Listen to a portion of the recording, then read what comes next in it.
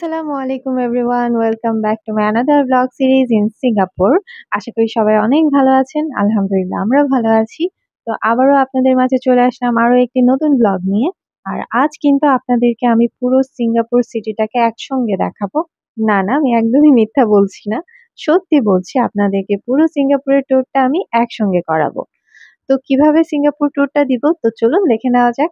আমরা আজকে MRT card use করে এমআরটি স্টেশন হয়ে আসি, আর এমআরটি স্টেশনের দুজন বাঙালি ভাইয়া আপুদের সাথেও পরিচয় হয়ে যায়। তো তারাও সেম পথেই যাচ্ছিল, তো আমরা একসঙ্গেই চলে আসি। আর আজকে আমরা যাচ্ছি হচ্ছে মারিনা বে স্যান্ডসের রুফটপে।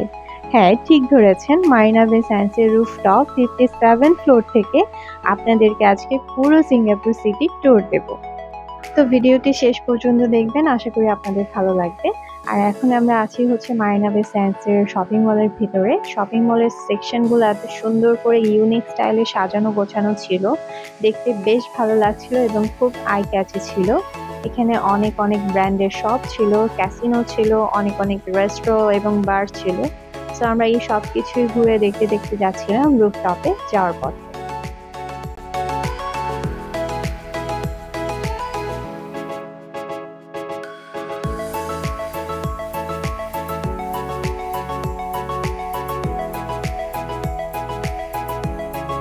তো এখন আমরা রুফটপে যাওয়ার জন্য টিকিট কেটে নিচ্ছি। আর আমাদের দুজনের জন্য পার পারসন লেগেছিল $32 করে, আর সানানের জন্য লেগেছিল $28, যেটা আমার কাছে একটু এক্সপেন্সিভ মনে হয়েছে, বিকজ 2.5 years old এর জন্য $28 I mean too much expensive.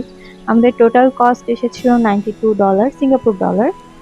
I think আসলে সিঙ্গাপুর কান্ট্রিটা এমনিতেও অনেক এক্সপেন্সিভ। আর আপনি মারিনা বে স্যান্ডসের ভিতরে আসবেন, রুফটপে উঠবেন এবং পুরো সিঙ্গাপুর সিটিটাকে ট্যুর করবেন, আই থিঙ্ক এটা আপনাকে বেয়ার করতেই হবে। তো এই তো আমরা চলে এসেছি রুফটপে 57 ফ্লোরে। এখন আপনারা মন ভরে পুরো সিঙ্গাপুরটাকে দেখতে পারবেন, যত ইচ্ছে তত। এক নজরে পুরো শহরটাকে ঘুরে দেখা, I think this is the best part about rooftop. তো এখন আমরা আছি 57 ফ্লোরের রুফটপে, যেখানে দাঁড়িয়ে আপনি পুরো সিঙ্গাপুরের শহরটাকে এক নজরেই ক্যাপচার করতে পারবেন। এখান থেকে সবকিছুই দেখা যাচ্ছিল, কোথায় কি কি আছে, তো দেখে বেশ ভালো লাগছিল। বাট টু বি অনেস্ট, আমরা খুব একটা এনজয় করতে পারিনি, বিকজ দুপুরের টাইমে এসেছি, প্রচণ্ড গরম ছিল, আমাদের তিনজনেরই অবস্থা খুব খারাপ ছিল, বেশ অস্থির লাগছিল। আর আমাদের এই টাইমে আসা ছাড়া কোনো ওয়েও ছিল না, বিকজ আমাদের আজকে লাস্ট ডে ছিল, আর এই লাস্ট ডে এর মধ্যে আমরা অনেক কিছু কভার করতে চেয়েছি, যার জন্য আমাদের এই টাইমে আসতে হয়েছে। বাট আমি আপনাদেরকে সাজেস্ট করবো, আপনারা এখানে আসতে হলে ইভিনিং টাইমে আসবেন, তাহলে অনেকক্ষণ বসে এনজয় করতে পারবেন।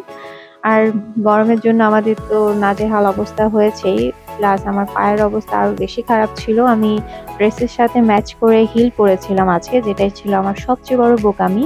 আমার কেস থাকা সত্ত্বেও আমি হিল পরেছি, আর আজকে আমার দুই পায়েই ঠোসা পড়ে যায়। তো না খালি পায়ে হাঁটতে পারছিলাম, না হিল পরে হাঁটতে পারছিলাম, প্লাস আরও ফ্লোরটাও ছিল অনেক গরম। তো আমরা রুফটপ থেকে এখন চলে এসেছি মার্লিয়ন পার্কে যাওয়ার উদ্দেশ্যে। আর আপনাদেরকে দেখিয়েছিলাম মার্লিয়ন পার্কের নাইট ভিউটা, তো আজকে আপনাদের সাথে শেয়ার করবো মার্লিয়ন পার্কের ডে ভিউটা কেমন হয়।